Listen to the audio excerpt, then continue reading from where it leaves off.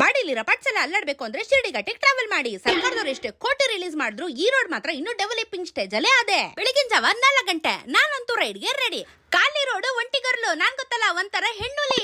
ಚುಮ್ಮು ಚಳಿಗೆ ಒಂದ್ tea break ಹಾಕೊಂಡೆ. ಆಮೇಲೆ ಹಾಸನ್ಗೆ ಹೋದ್ರೆ ರೋಡೇ ಕಾಣಿಸ್ತಾ ಇಲ್ಲ. ಏನ್ರಿ ನಿಮ್ ಹಾಸನ್ನು ಫುಲ್ ಫಾಗ್ ಆಗೋಗದೆ. ಮುಂದೆ ಹೋಗಿ 2 ಇಡ್ಲಿನ ಹೊಟ್ಟೆಗೆ ಹಾಕೊಂಡೆ. ಏನ್ ಕಿತ್ತೋಗಿರೋ ರೋಡ್ ಗುರು ತಿಕ್ಕಾಲ ಬಂದ್ಬಿಡ್ತು.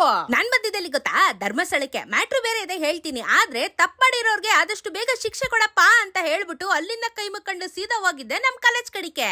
ನಾನ್ ಡಿಪ್ಲೊಮಾ ಮಾಡಿದೆ SDM ಕಾಲೇಜಲ್ಲಿ ಉಜ್ರೆಯಲ್ಲಿ. ಕ್ಯಾಂಪಸ್ಗೆ ಹೋಗಿ ಹಾಸ್ಟೆಲ್ಗೆ ಹೋಗಿ ಹಾಸ್ಟೆಲ್ ಮೆಸ್ಸಿಗೆ ಹೋಗಿ ಫುಲ್ ಬ್ಯಾಟಿಂಗ್ ಮಾಡಿ ವರ್ಲ್ಡ್ ಮೆಮರೀಸ್ ನ ರೀಕಲೆಕ್ಟ್ ಮಾಡ್ಬಿಟ್ಟು ಅಲ್ಲಿಂದ ಸೀದಾ ಶೇಖರಣ್ಣನ ಅಂಗಡಿಗೆ ಹೋಗಿ ಬೊಂಡ ಜ್ಯೂಸ್ ನ ಕುಡ್ಕೊಂಡು ಸೀದಾ ಬಂದಿದ್ದೆ ಇಂದ್ರಪ್ರಸ್ಥ ಆಡಿಟೋರಿಯಂಗೆ.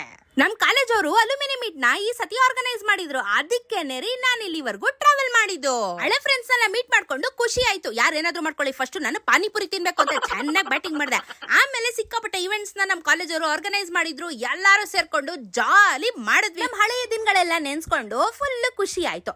ಆಮೇಲೆ ರಾತ್ರಿ ಊಟ ಅರೇಂಜ್ ಮಾಡಿದ್ರು. ಚೆನ್ನಾಗಿ ಬಡ್ದು ಬೈಕ್ ಹಾಕೊಂಡು ಸೀದಾ ಬಂದಿದ್ದೆ ನನ್ ದೋಸ್ತಿ ಜಗ್ಗು ಮನೆಗೆ. ಅಲ್ಲೊಂದ್ ಸ್ವಲ್ಪ ಟೈಮ್ ಸ್ಪೆಂಡ್ ಮಾಡಿ ಬೆಳಗಿನ ಜಾವ ಬೇಗ ಹೊರಟೆ. ಬಿಸಿಲೇರದ್ಮೇಲೆ ತಿಕ್ಕ ಸುಡುತ್ತಲ್ವಾ, ಅದಕ್ಕೇನೆ ಬೇಗ ಮನೆ ಕಡೆ ಸೇರ್ಕೊಂಡ್ಬಿಟ್ರೆ ಒಳ್ಳೇದು ಅಂತ.